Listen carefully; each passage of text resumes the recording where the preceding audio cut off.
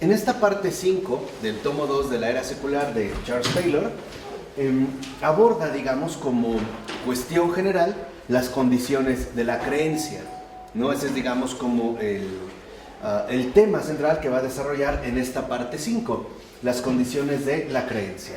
Y justo en esta parte 5 correspondería el apartado 15, ¿no? La vez anterior vimos el apartado 14, que abarca o va de las páginas 381 a la 466.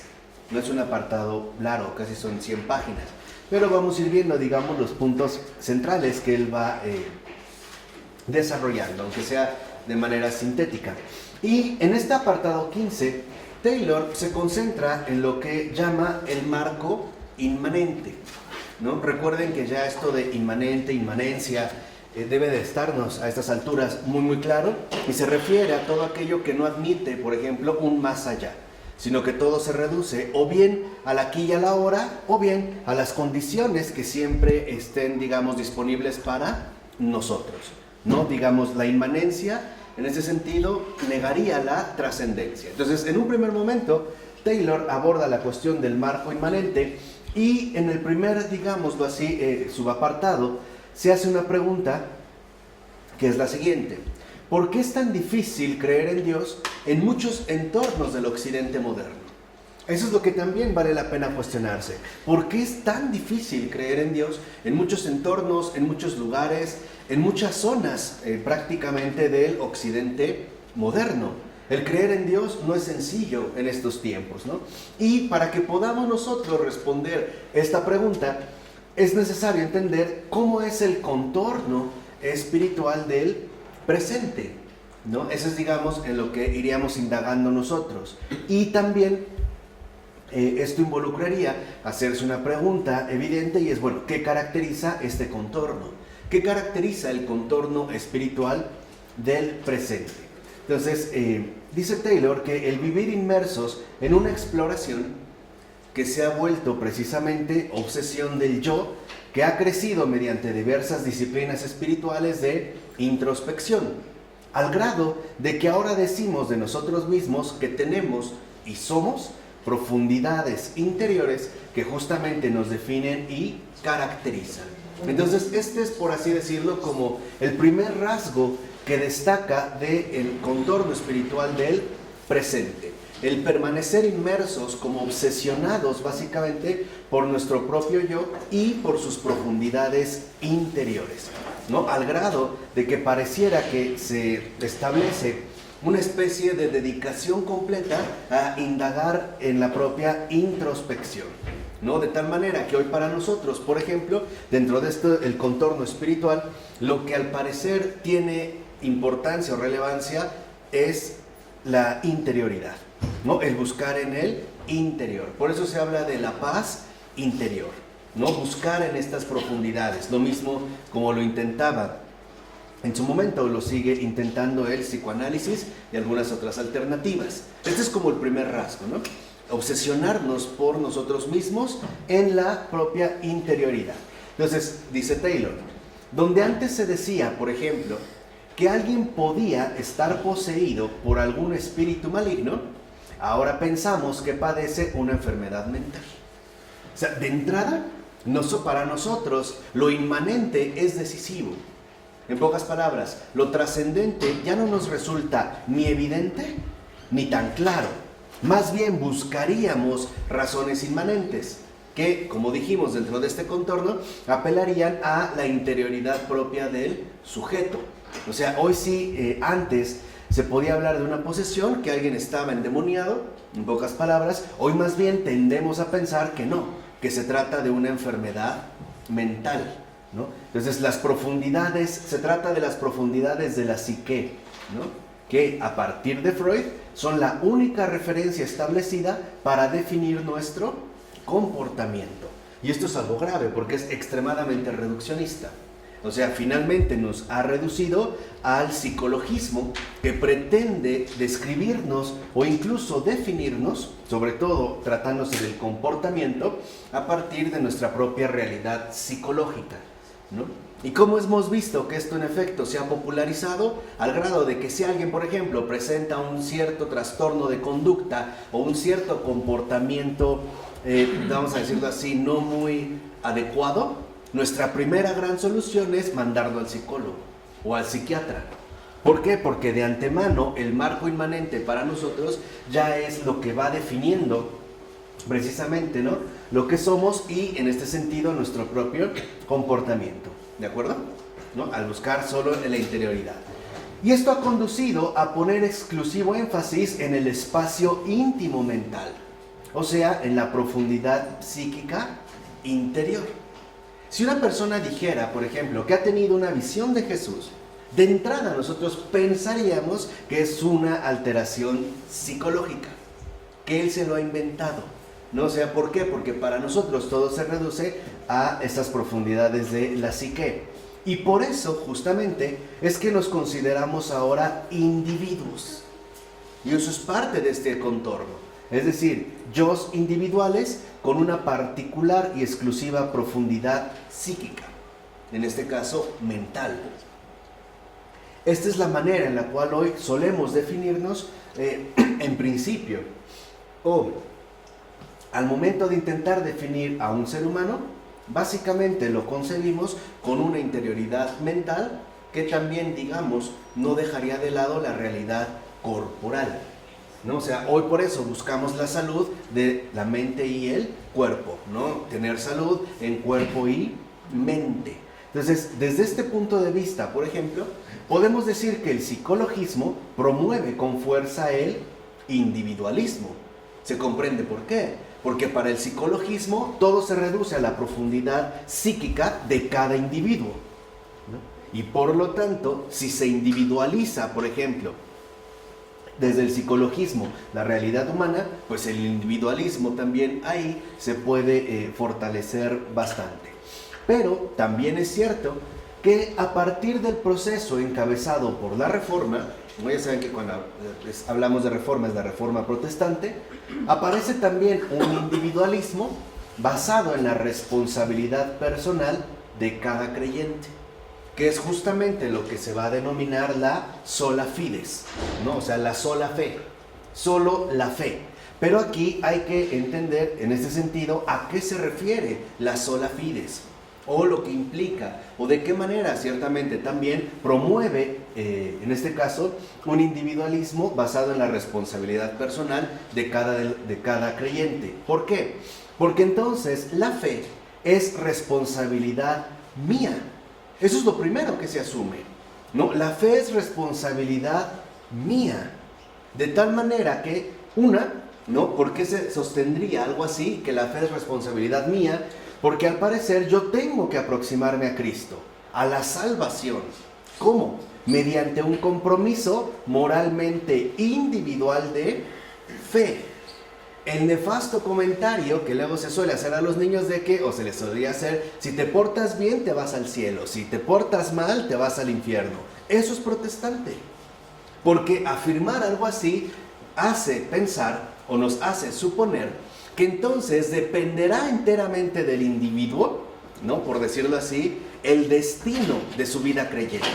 Y se asume como un compromiso moralmente individual de fe. Entonces, cuando, por ejemplo, Lutero proclama la sola fides, no solo está hablando de algo teológico, está también abordando algo antropológico. Por decirlo brevemente, a partir de Lutero, la fe se convirtió en una carga, en un peso, incluso, hay que decirlo, en un agobio, atormentados de que mi fe no vaya a quebrantarse, de que mi fe no vaya a desmoronarse ante las circunstancias adversas de la vida, ¿no? Temerosos de que quizá mi fe literalmente no dé el ancho para alcanzar la salvación, de que no tenga la suficiente fe para poder acercarme a Cristo y tantas otras cosas. Eso es protestante, ¿eh? Eso no es católico, porque la fe es un don. Y eso es lo que nosotros hoy en día ya no podemos comprender, al menos no tan fácilmente. ¿Por qué? Por el marco inmanente que justamente en este momento estamos abordando. Acuérdense que para Taylor, una de las cosas fundamentales que nos ha enseñado es tratar de hacer explícito aquellos trasfondos incuestionados que determinan nuestros modos de pensar, de vivir, de sentir, sobre todo tratándose de la cuestión en este sentido creyente. O sea, en pocas palabras, la fe no es un producto humano, no es un producto humano. Cuando alguien a ti te dice, debes de tener fe ante tal situación, ¿no? Y lo entendemos en este sentido, entonces la fe se transforma en una responsabilidad propia. Al parecer tendría que ser capaz de mantener entera esta fe. ¿Qué pasó? O sea, por eso, digamos, en este sentido, por eso les decía que la fe se convierte en una carga, es un peso. O sea, en este sentido moral, ¿no? La fe va a depender de ti. O sea, en pocas palabras, en último término, significa que la salvación, a final de cuentas, depende de ti, porque depende de tu fe, aunque sea fe en Cristo. Este es, digamos, el matiz. De tal manera que entonces, ciertamente, la fe se puede transformar o bien en un motivo de optimismo infundado. Porque tengo fe, me va bien, ¿no? Los protestantes hablan de proclamar o decretar. Si tú lo decretas con fe, se cumple, bla, bla, bla, bla, bla, bla, bla. Y si pasa algo malo, entonces la fe la quitan. ¿Por qué? Porque comprometería su propia fe. En pocas palabras, para ellos la fe tiene que ver con el cumplimiento de lo positivo. Pero, ¿qué pasa cuando entra lo negativo? Entonces ya la fe no la ponen en juego, ¿no? Lo que te dicen es, bueno, a ver, por ejemplo, ¿y entonces por qué tal persona murió asesinada? Pues es que no tenía fe, ¿no? Le faltó la fe. Entonces ahí empieza la sola fides a hacerse básicamente un juego de conveniencias, ¿no? Entonces el ejemplo más obvio es, si es la fe la que te permite tener una existencia terrenal maravillosa y tan bendecida, ¿no? Que les encanta a los protestantes hablar de bendición, entonces Jesús es la maldición extrema. Entonces, ¿por qué acabó en la cruz? Pues le faltó fe, no tenía fe. ¿Por qué fue tan humillado y azotado? Pues no tenía fe. O sea, ahí tenemos el ejemplo del incrédulo. Y si es cierto, no tenía fe. Si es la fe protestante, no era esa su fe, era otra fe, ¿no? Pero lo que quisiera, digamos que sí entiendan, es que también muchos católicos lo hemos imitado. Y hemos seguido también esta postura, al grado de que, por ejemplo, consideramos que es la responsabilidad individualmente moral el alcanzar la salvación. Lo cual, esto es lo delicado, deja de lado la esencial dimensión de la comunión eclesial. En pocas palabras, hoy solemos pensar que cada uno de nosotros debe salvarse por su propia cuenta.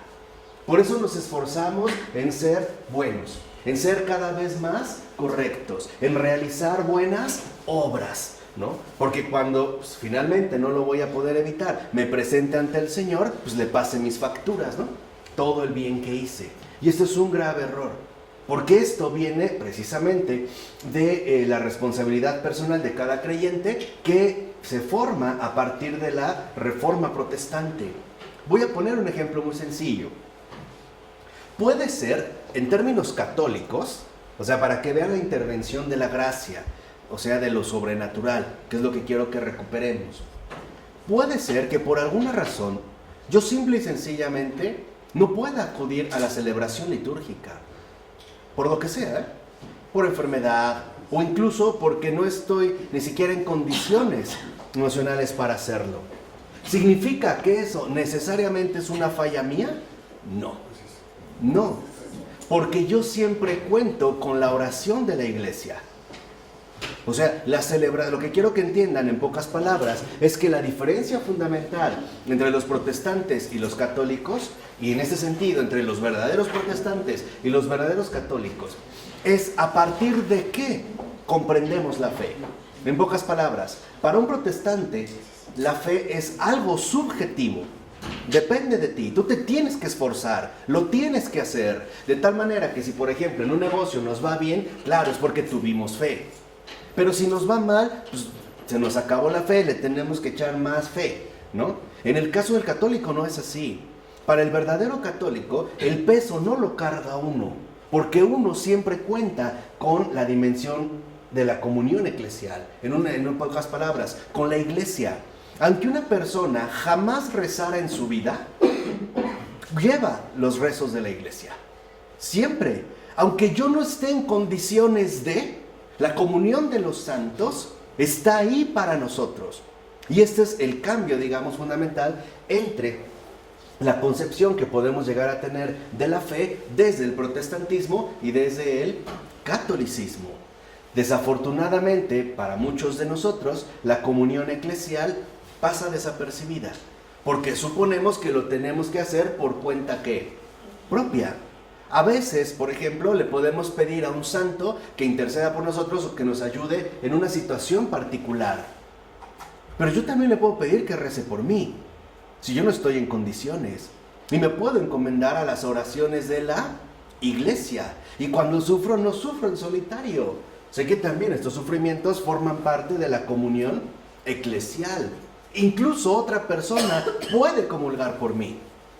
Lo puede hacer. Piensa en un matrimonio. Se han hecho dos. ¿Qué pasa si uno no comulga? Pero el otro sí. Si lo ofrece. Claro. Otro puede comulgar por mí. O sea, eso es lo que quiero que entiendan. El peso que adquiere, por ejemplo, dentro de esta responsabilidad y la diferencia con la que nosotros deberíamos de vivir esta ligereza de la fe. Entonces, ese también es el anuncio de la buena nueva. Ahora, Pero también muchos protestantes hacen obras de caridad. claro. ¿Pero qué diferencia hay entre su obra de caridad sin la comunión eclesial y su obra de caridad con? Pues, digamos, una obra de caridad sin la comunión eclesial, pues no es más que una obra humana, ¿no? Buena, adecuada, sí, incluso necesaria, cierto, sí. Pero una obra de caridad en la comunión eclesial es literalmente la manifestación concreta de la gracia del Señor. Esa es la diferencia. O sea, alguien puede hacer muchas buenas obras y no necesariamente tiene que ser creyente. Y puede hacer muy buenas obras.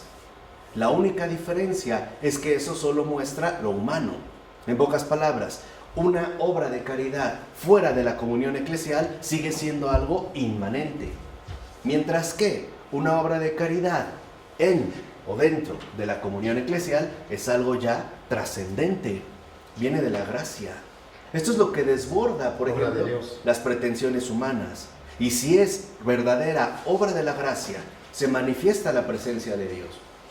Esto es, digamos, como lo más característico. Ahora, sí es importante porque nosotros también estamos como intoxicados de este individualismo. Al parecer, estamos convencidos de que, por ejemplo, si quiero obtener algo, lo tengo que obtener yo. Me tengo que esforzar yo. Tengo que hacer lo mejor yo, incluida la fe. En un sentido de individualismo, tengo que rezar. O sea, como si los sufrimientos y los ofrecimientos de Cristo, de los santos y de toda su santa iglesia no sirvieran para nada para mí. No sé si me explico. O no me sirven, o son insuficientes, o lo tengo que hacer por mi propia cuenta. Por eso, en este sentido, por ejemplo, en la Iglesia Católica, uno también aprende la humildad. Aprende que todo lo que posees es algo que has recibido. Se te ha dado, incluso la salvación. Y eso es algo importante. Pareciera que el protestantismo tiene la convicción de que se tiene que salvar. Se tiene que esforzar en salvarse. En pocas palabras, tiene que ganarse la salvación. El católico no. El verdadero católico tiene claro que la salvación ya está dada. Él no se tiene que ganar la salvación. La tiene que aceptar. Y ese es el paso de la fe. No tenemos que hacer esfuerzos. Es tanto como decir, ¿no? Como si viéramos la salvación y decir, Cristo me salvó, pero yo quiero realizar mi propia salvación, ¿no? Quiero realizar mi programa o mi itinerario, ¿no? De salvación. Entonces, este primer individualismo que en efecto aflora a partir de la Reforma se desarrollará a través de la introspección psicológica hasta llegar al imperativo de la autenticidad que hoy en día solemos mantener. Entonces también es cierto que, por ejemplo, alguien como Hegel, o el filósofo Hegel, dijera de Lutero que él es el verdadero padre de la modernidad, no Descartes. ¿Por qué? Porque todo lo refiere en último término al sujeto. Y que también, por ejemplo, sea Hegel o los discípulos de Hegel, sobre todo de la izquierda, llamada hegeliana, Feuerbach y otros, que vieran en Lutero al verdadero fundador del ateísmo. Y tienen razón, porque si lo que te salva es tu fe, entonces Cristo es un pretexto para tu fe. ¿Sí me explico o no? Entonces Cristo no es lo que importa es tu fe. Entonces si tienes fe te salvas, en el sentido subjetivo. Entonces, ¿cuál sería la diferencia? Que yo tenga fe en Cristo o que tenga fe en los reptilianos.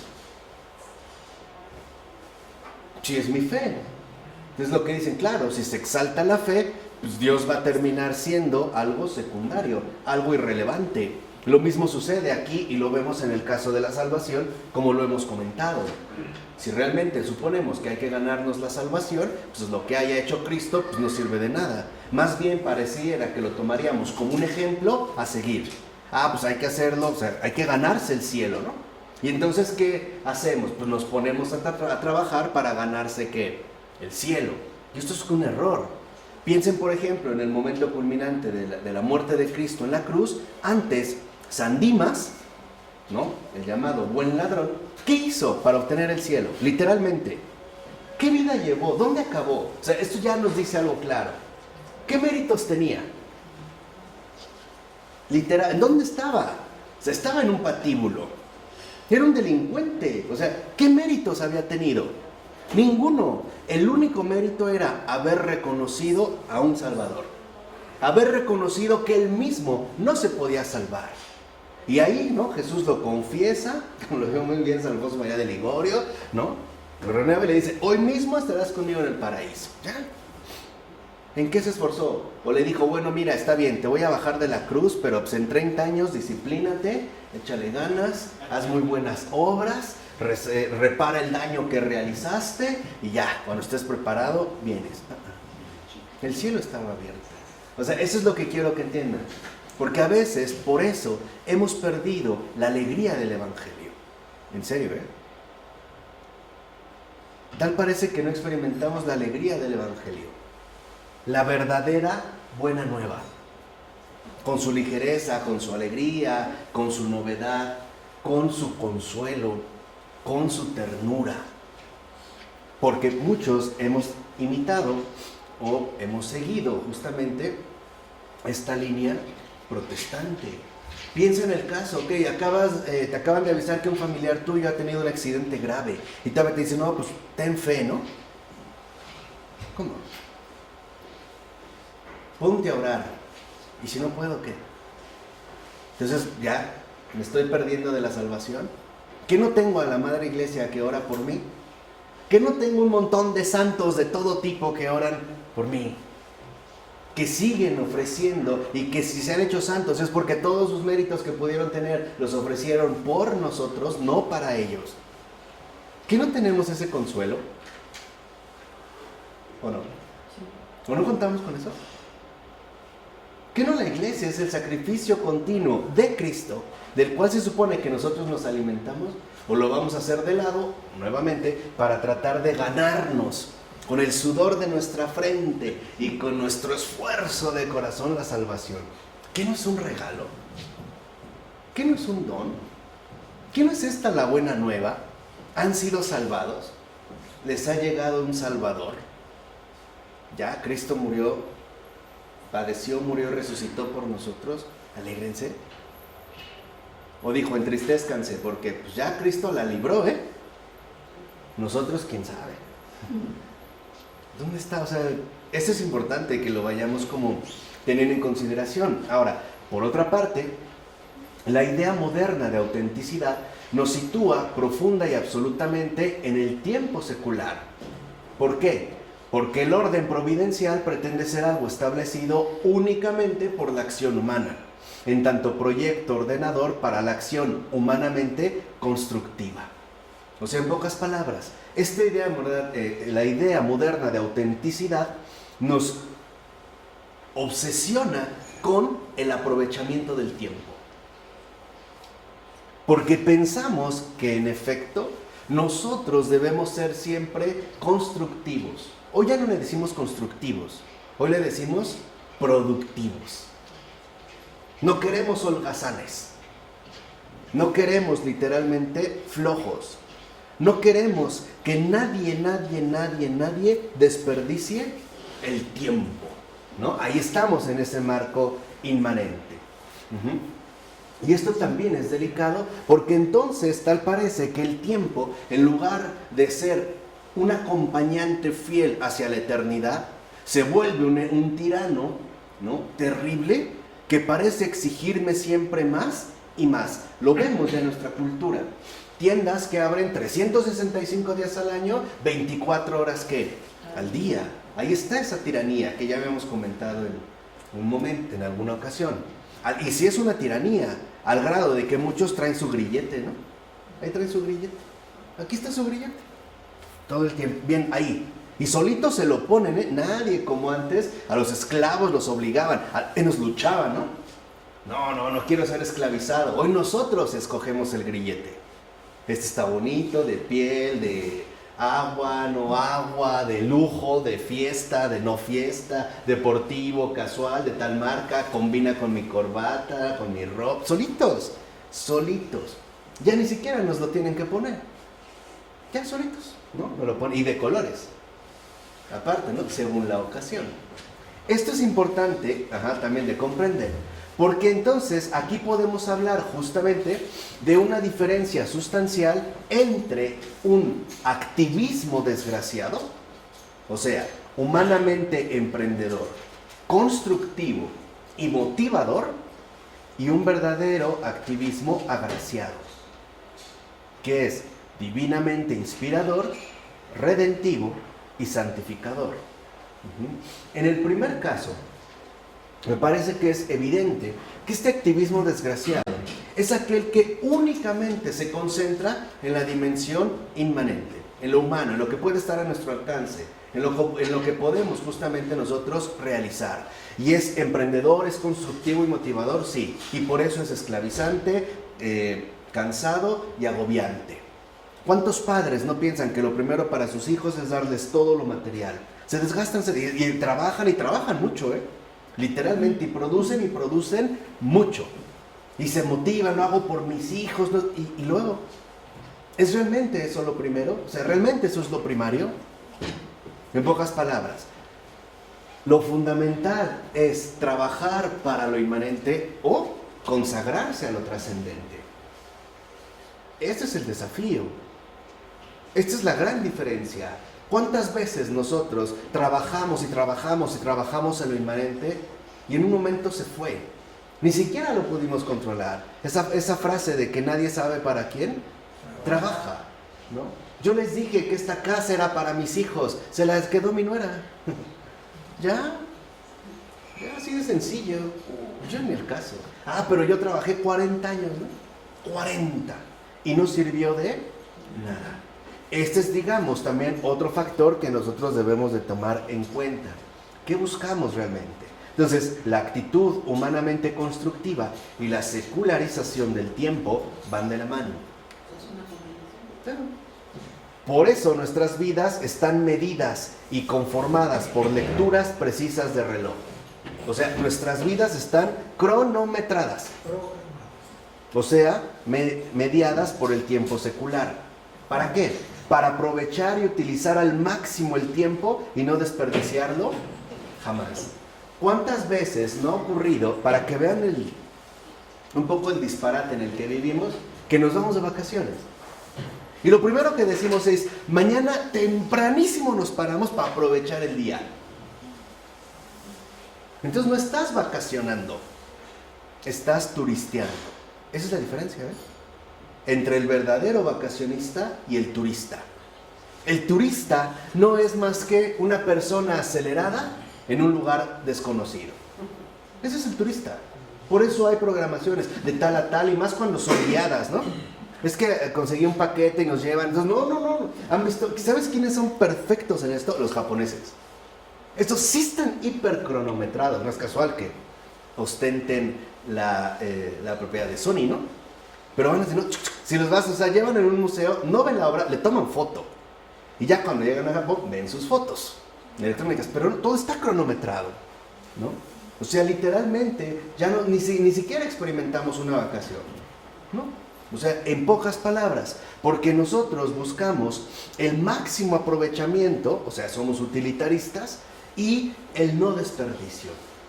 De hecho, hoy para nosotros, quizá muchas vidas son un desperdicio, ¿no? O sea, literalmente podríamos decir que esa persona no ha hecho nada, ¿no? Pensamos de inmediato que, por ejemplo, una persona que no ha logrado algo productivo o que no ha logrado algo muy emprendedor, constructivo, motivador, pues en pocas palabras es un fracasado. Pero eso viene de estas exigencias, de la vida humanamente constructiva y la secularización del tiempo. Y esto es consecuencia, en efecto, de que el tiempo se haya convertido para nosotros en un mero recurso, del que tenemos que hacer uso siempre con provecho constructivo, o sea, obstinadamente secular. Nosotros literalmente usamos el tiempo solo para el aquí y a la hora. Ejemplo muy sencillo, ¿cuántas horas diarias le dedicamos a la actividad constructiva? Llámese trabajo, compromisos, elaboración de alimentos, citas, reuniones, visitas. ¿Cuánto tiempo le dedicamos a la oración? Así de sencillo, Ahí se ve.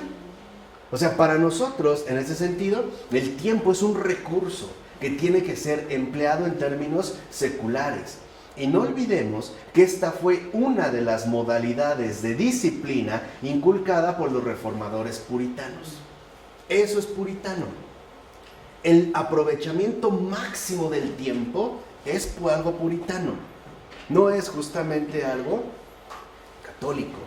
Porque recuerden que en el caso de los puritanos, lo fundamental es poner todo nuestro empeño y dedicación en el aquí y en el ahora. O sea, seguiríamos nosotros presos dentro del marco inmanente. Ahora, todo esto constituye justo el marco inmanente que ahora constituye el orden natural de las cosas y que se diferencia de otro orden sobrenatural del mundo inmanente frente a un posible mundo trascendente. En pocas palabras, nosotros estamos convencidos de que las cosas son así.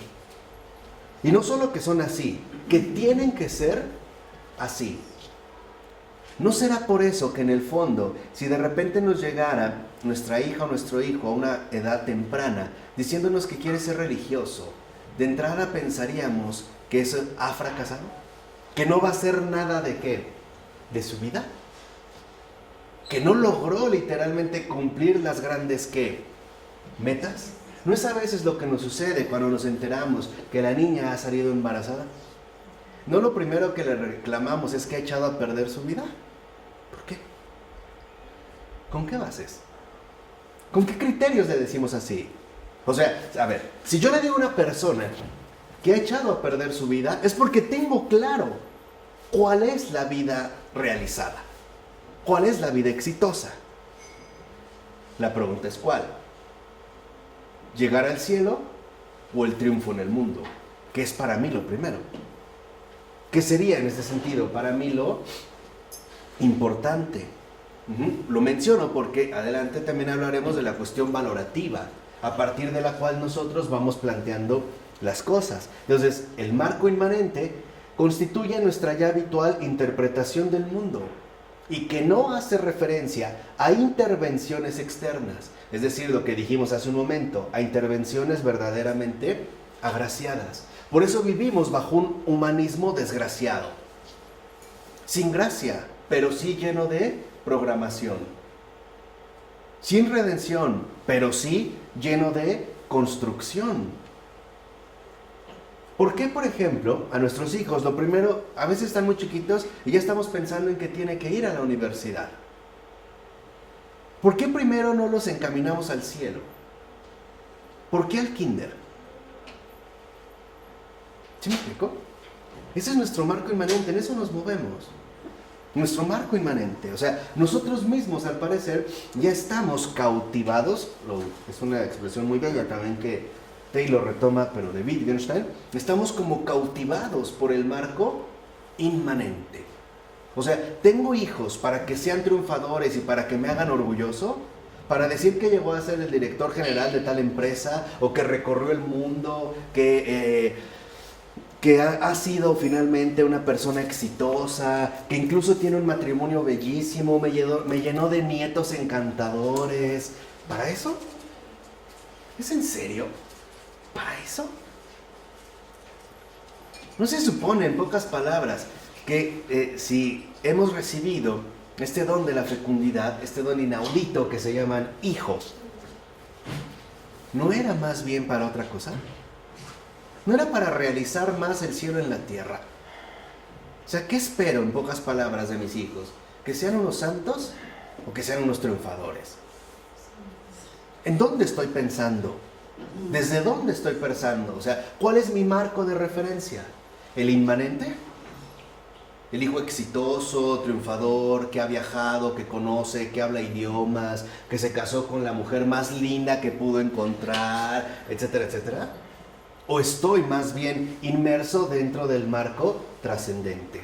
En pocas palabras, en síntesis, ¿realmente en mi vida cuenta la gracia o no? ¿Realmente mi vida es agraciada o desgraciada? Y no solo en el sentido de infeliz, en el sentido más profundo de ausencia de gracia, porque el prefijo des en griego es sin. Entonces, ¿realmente nosotros vivimos en gracia? Porque quítense ya también esa idea protestante de que vivir en gracia es estar sin pecado. Eso es puritano. No, vivir en gracia significa vivir a partir de la gracia, en la dinámica de la gracia, de acuerdo a las perspectivas, a las exigencias, a los lineamientos de la gracia. Esto es algo, digamos, muy común. Y ese es el camino de Jesús. O sea, literalmente, si nosotros le imponemos el marco inmanente a Jesús, es el más loser de los losers. ¿Así qué? El más perdedor de los perdedores. O sea, si le imponemos a Jesús el marco inmanente, es un loser. Un fracasado. Claro. Y aparte de un fracasado, un irresponsable. Porque no se puso a trabajar para mantener a su madre viuda. Prefirió andar allá diciendo disparates. No cuidaba a su madre, por ejemplo, ¿no? Por ponerle nada más un ejemplo. Es un perdedor. No encaja, así va aparte con sus cuates, ¿no? Se desvelaban, ¿no? Metían problemas, era criticado, Dormía en la calle. era juzgado, dormía en la calle, hacía milagros todavía para llamar más la atención, no aprendió la importancia de adoptar un bajo perfil, No, un buen puesto. no alcanzó un buen puesto, no formó parte de la sinagoga, los fariseos que eran la élite de ese tiempo jamás lo recibieron. O sea, cuidado con ello, porque esto es algo importante, de ahí depende la orientación total de nuestras vidas. En pocas palabras, de ahí depende la necesaria renovación del católico de estos tiempos. Por eso lo que queremos es librarnos del error, volver a la verdad, comulgar con la verdad. Ahí me llama la atención cuando una persona dice, es que estoy en gracia, ya me confesé. Y, o sea, vivir en gracia es vivir de acuerdo a la gracia. ¿Qué espero para mis hijos? ¿Qué les he dado, por ejemplo? ¿Qué les he dado a mis hijos? ¿Hacia dónde realmente los quiero conducir? ¿A Harvard? ¿A Cambridge? ¿A dónde los quiero llevar? ¿Y cuáles son? Ciertamente, ¿no? Esos caminos misteriosos de la gracia. Pero es importante destacar este marco inmanente, porque justo esto creó tanto el contexto práctico y usual de la autosuficiencia como el ámbito inmanente constructivo de la experiencia como dato inmediato. ¿Qué se destacó de aquí? La autosuficiencia. Muchos de nosotros, en efecto, estamos como inconscientemente atrapados en esa autosuficiencia. Lo tenemos que hacer por nosotros. Como dijimos en el caso de la salvación. Hay que esforzarse, ¿no? Para alcanzar la salvación. Cuando no es más bien, hay que recibir la salvación con un corazón verdaderamente agradecido. Con un corazón realmente traspasado de tanto amor, de tanta manifestación de amor. Otra vez, lo tenemos que realizar por cuenta propia. Así Es como hemos acabado por entender que nuestra vida se desarrolla en el seno de un orden inmanente autosuficiente. ¿Quieres que te vaya bien? Trabaja. ¿Quieres que te vaya mejor? Trabaja más. Aprovecha el tiempo. Ponte a trabajar incluso 2 turnos. Sé productivo, ¿no? Haz tus relaciones sociales para que vayas destacando poco a poco. En este caso, se aloja la posibilidad de concebir dicho orden sin referencia a Dios. Por supuesto. Por eso les decía, a mí me parece que no es gratuito que algunos filósofos, comenzando por Hegel, ¿no?, reconozcan en Lutero no solo el verdadero padre de la modernidad, sino también el verdadero inspirador del ateísmo. Y tienen toda razón. Ya no hay que tener una referencia a Dios. Mejor hay que trabajar, hay que ahorrar, hay que prevenir, hay que hacer, hay que deshacer, hay que mover. O sea, finalmente todo basado en la autosuficiencia. Y más aún, esto sí lo solemos atribuir al desarrollo del plan inmanente de la propia naturaleza. En pocas palabras, para nosotros eso es lo más natural del mundo. ¿Cierto o no? Yo en un momento se los comenté, si una persona atraviesa una dificultad y lo primero que hace es ponerse a rezar, pensaríamos que está perdiendo el tiempo. Que eso no tiene que hacer. ¿Qué tiene que hacer? Trabajar, moverse, producir, a ver qué hago, vendo, nos vamos a empeñar, vamos a quitar, vamos a mover en la autosuficiencia. O sea, de fondo impulsados justo por la autosuficiencia. ¿Por qué para muchas personas modernas les espanta tanto perder la salud física? Ya no pueden trabajar. Porque ya no podrían, ¿qué? Trabajar. Y entonces, si no trabajo, ¿qué sucede? No va a estar la providencia para ayudarles. Entonces, pues no, ya no soy autosuficiente, pues me debo de preocupar, ¿qué voy a hacer? Y lo mismo pasa con la vejez. Es curioso, ¿no? Antes se supone que uno envejecía con calma y alegría.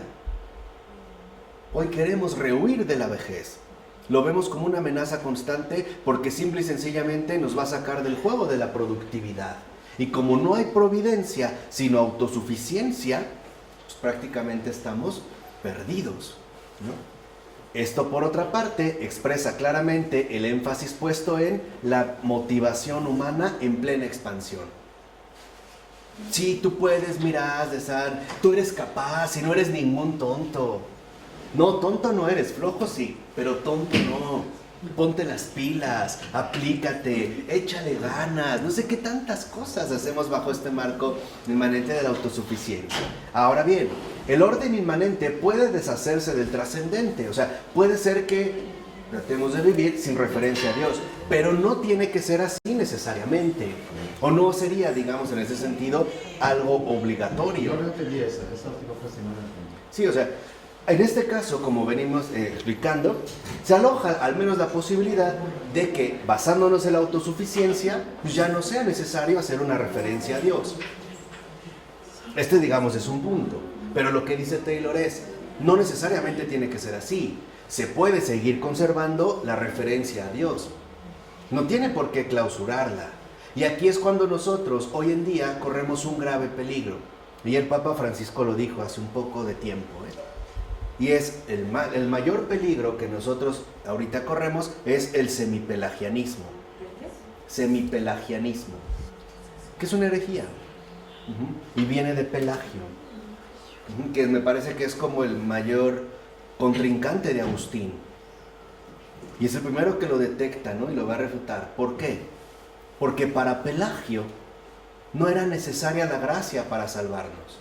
Solo necesitábamos aplicar bien nuestras cualidades naturales. Dicho de otra manera, para Pelagio, la gracia no era importante, solo la altura moral de cada persona. Lo voy a poner en mis términos. Para Pelagio, lo que importaba era ser buenos, no santos. Ese es Pelagio, esa es la herejía pelagiana. El semipelagianismo, que es quizá con el que muchos de nosotros coqueteamos, o sentimos cierta cercanía, consiste en afirmar que sí, que en efecto necesitamos la gracia, pero solo al principio. Todo lo demás va por cuenta nuestra. Por ejemplo, que ok, recibimos la fe como gracia, sí, pero conservarla depende ¿qué? De ti. ¿Recibiste la salud como gracia? Conservarla depende ¿qué? De ti. ¿Por qué creen que han tenido tanto éxito los seguros de gastos médicos mayores? Las aseguradoras, todo esto. ¿Recibiste un cuerpo? Entonces, como gracia, sí. Pero conservarlo, mantenerlo, cuidarlo, depende totalmente ¿qué? De ti. Ese es el semipelagianismo, ¿eh? ¿Por qué es peligroso? A ver, ¿dónde está su peligro radical? Ya no tiene fuerza Dios, ya no es necesario Dios. Lo acepta, pero no lo necesita. ¿Es esto? Es finalmente promover la no necesidad de Dios. Ya no. ¿Lo puedo reconocer al principio? Sí, pero después ya no. También se le quita el poder de Dios se le quita. Sí, ya no. O sea, se vuelve literalmente superfluo. Y se le pone la distancia entre Dios. Sí. Y esto es también parte de la autosuficiencia. Por eso podemos preguntarnos ahora, entonces, si no necesariamente se tiene que excluir a Dios del marco inmanente, ¿cómo puede seguir abierto este marco inmanente a la trascendencia?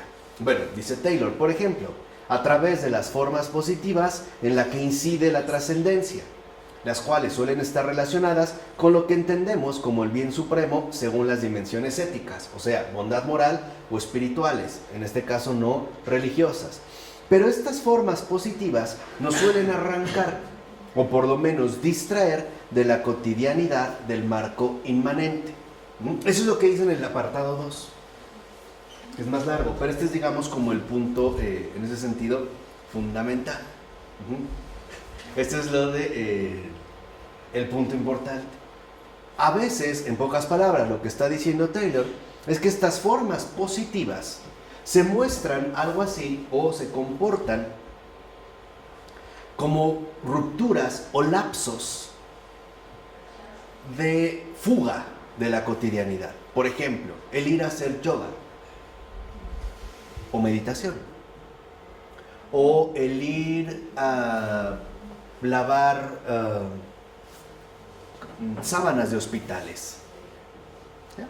Lo vemos como algo en su dimensión ética, como bondad moral, o incluso también en una dimensión espiritual que no necesariamente tiene que ser algo religioso. Incluso muchos, al parecer, lo suelen usar o lo buscan encontrar en el arte. El ir a un concierto y escuchar lo sublime de una interpretación o de una voz que rompería, digamos, este marco inmanente y nos recordaría que en último término hay algo más allá, pero solo como rupturas, como relámpagos, ¿no? Como momentos intensos pero fugaces. Entonces, aunque también es cierto que se suelen mantener conceptos del bien a lo que se considera intrínsecamente inmanentes y que pueden acabar identificándose con el rechazo de lo superior. En este caso estamos hablando con el rechazo de lo trascendente. Entonces, aquí topamos con una de las fuentes profundas de la atracción que ejerce la moral inmanente. De aquí viene, por decirlo así, ¿no?, su fuerza de atracción. La idea de que vivimos en un orden de naturaleza del cual formamos parte, en el cual nacemos y no podemos escapar ni trascenderlo, ya que poseemos un sentido de pertenencia insuperable. Por ejemplo, la tierra natal, la familia de procedencia, los arraigos culturales, etc. ¿No? Como que esto es parte de lo que nos conforma, ¿no? Piensen en la canción de México lindo y querido. Si muero lejos de ti, que digan que estoy dormido y que me traigan aquí, ¿no? O sea, no salir finalmente de lo local. Que esto es una de las situaciones que en efecto Jesús puso en entredicho. Es justo lo que va a poner en entredicho. No es, por ejemplo, cuando habla de que el que ama más a su padre o a mi madre que a mí no es digno de mí, en ningún momento dijo no amen a sus padres, no amen a sus hijos. No, lo que dijo es ámenlos, pero no en la inmanencia, ámenlos desde la trascendencia. Esto involucra reconocer que mi tierra natal no es la geografía física en la que viví, es el cielo, es la casa paterna. Que mi familia de procedencia no son mis familiares inmediatos, mis lazos sanguíneos. Es simple y sencillamente la iglesia que es madre de todos. Y que los arraigos culturales no nos condicionen o nos limiten la experiencia ilimitada, infinita del amor. Eso es lo que pone en entredicho Jesús. Por eso nos puede resultar tan fuerte como lo resultó a los oyentes de ese momento. Entonces, ¿quién puede seguirte? ¿Quién es mi padre, mi madre? El que hace la voluntad. El que hace la voluntad de Dios, la familia, ¿no? ¿Quién es la familia? ¿No? Sí. A través de la trascendencia. Sí, o sea, por eso me interesaba tanto digamos, llegar como al fondo de la cuestión del marco inmanente. Porque una de las cosas más, me parece a mí, más importantes que Jesús nos viene a enseñar es aprender a vivir desde la trascendencia. Una trascendencia que se encarna en la inmanencia. ¿No es la dinámica de la encarnación? ¿No viene lo infinito a lo finito? ¿No viene Dios y se hace hombre? ¿Y no desde ahí vive? ¿No? Piensa en esta respuesta también tan rara, ¿no? Que le da a sus padres, María y José, cuando se queda en el templo, ¿no? Después de 3 días regresan. ¿Dónde estabas? ¿Es que no saben que estaba arreglando las cosas de mi padre? ¿No? O sea, estas alusiones, ¿no? Estas, digamos, como chispas luminosas que nos dan orientaciones profundas para entender, en efecto, bajo qué dinámica de vida es que nosotros estamos viviendo. Entonces, si no, aquello que sea superior aparece entonces como amenaza, como ruptura del orden natural de las cosas, cuyo funcionamiento normal carece de todo tipo de misterio, o sea, de ausencia de lo sobrenatural. En este sentido, ¿no se veía al propio Jesús como una amenaza? ¿No hasta los demonios lo veían como una amenaza? ¿Qué tenemos que ver contigo, Jesús de Nazaret? ¿Has venido a destruirnos de una vez? ¿No se ve literalmente como amenazante? Con la ruptura del orden natural de las cosas. Entonces, justo como ha ocurrido con la supuesta aparición del ser humano en la teoría evolutiva. Ya no hay misterio. Pareciera en la teoría evolutiva que la aparición del hombre es algo X, ¿no? Como dicen. No es nada sorprendente. Es producto de una ¿qué? Evolución. No hay nada especial. Aparentemente ya todo carece de misterio.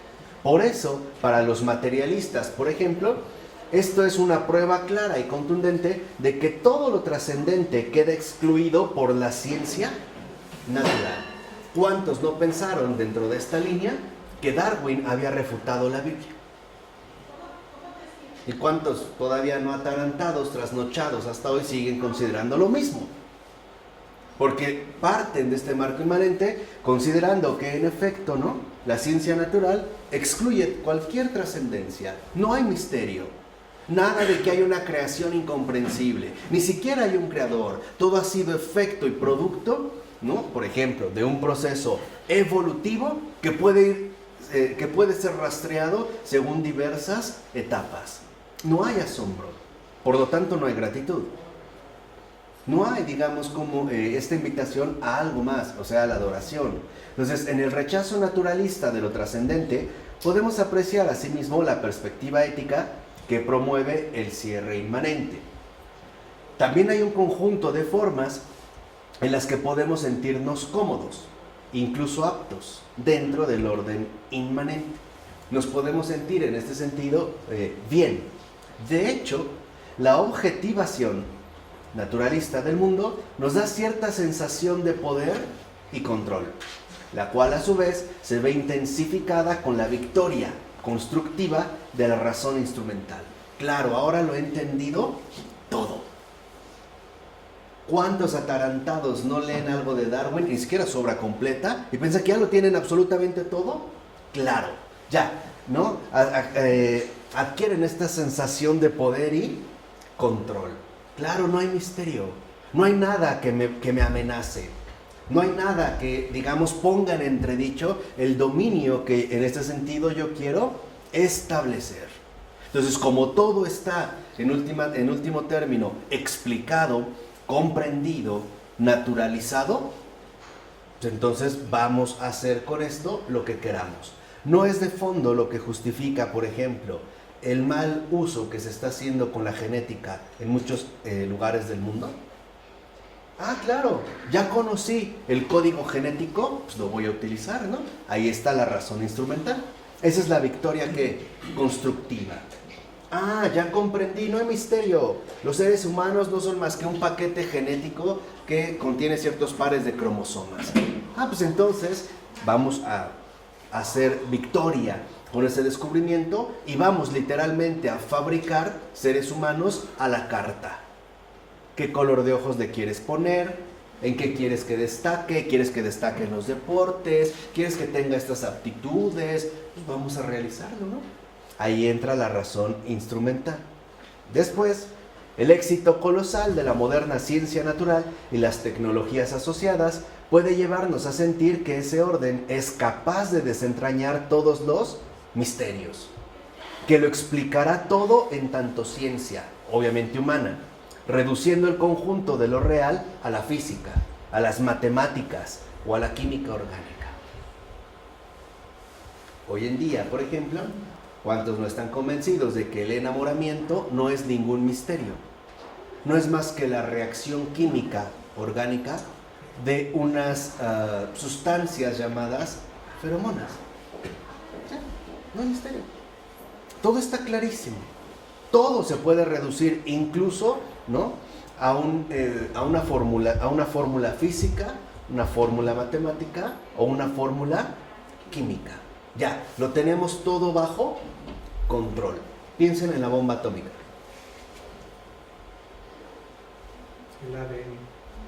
El ADN, las bombas de nitrógeno, las bombas finalmente también que incluyen, ¿no?, medicamentos o enfermedades verdaderamente letales. No hay misterio. Entonces podemos hacer lo que queramos. Además, ese mismo orden, apoyado por la razón científica, enfatiza el bien humano, es decir, secular, y promete la máxima prosperidad inmanente para los seres humanos. Lo que nos dice este modelo es: así vamos a ser felices. Esto es lo único que necesitamos para ser ¿qué? Felices. Volvamos al caso de los hijos, ¿no?, que habíamos puesto. Si tu felicidad es tener un hijo de ojos azules, lo puedes tener. Aquí está. Nosotros lo vamos a producir. Por eso una de los también amenazas más delicadas que hoy padecemos es la tecnocracia. O sea, este poder ejercido desde las nuevas tecnologías para tratar de sustituir la creación con la producción. Que no haya misterio, que nos convenzamos, en pocas palabras, de que Dios no existe, de que nosotros lo podemos producir absolutamente ¿qué? Todo. Lo único que necesitamos son las tecnologías adecuadas. Recordemos el comentario de Stephen Hawking, este científico ateo, ¿no?, que en su teoría, en su breve historia del tiempo, llegaba a una conclusión muy simple. El universo es producto de un agujero negro. Un agujero negro. Este agujero negro alcanza tal concentración que de repente, ¿no?, implosiona, generando todo, vamos a decirlo así, toda una estructura que nosotros conocemos como universo. Pero como en el propio universo hay millones de agujeros negros, entonces lo probable es que haya millones de agujeros negros. A lo que voy con esto es que él dijo: y yo les podría probar el origen del universo a partir de un hoyo negro si contara con la tecnología suficiente.